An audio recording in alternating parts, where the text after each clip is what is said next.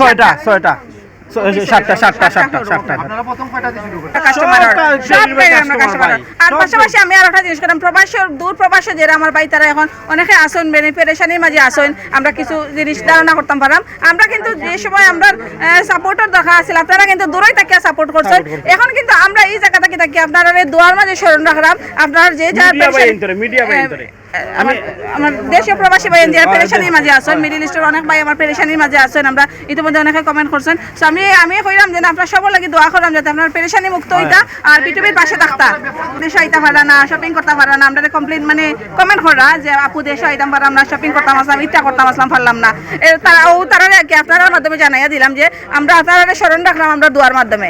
ইনশাআল্লাহ প্রবাসী ভাইদের প্রতি আমরা দোয়া রইল, তারা সুস্থ থাকুক, ভালো থাকুক, আমরা পাশে থাকুক। কারণ তারা সবসময় আমাদের পাশে আছে। 3টা বছর ধরে আমার মিডল ইস্ট, ইউরোপিয়ান রেমেডি যুদ্ধ বা এই নহল, যার কারণে আমরা সিলেট গর্ব করে রাখি আমরা সিলেটি।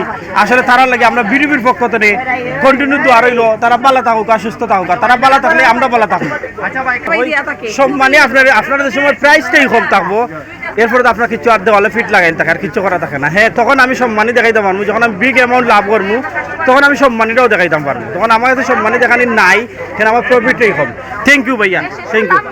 যারাই বানা সবাই আন্তরিকভাবে দুঃখিত, আমরা ক্রাউড বেশি, আমরা সময় দিতাম পারলাম না। আসসালামু আলাইকুম, সবাই বিটিভি দাওয়াত আইবা। আসসালামু আলাইকুম।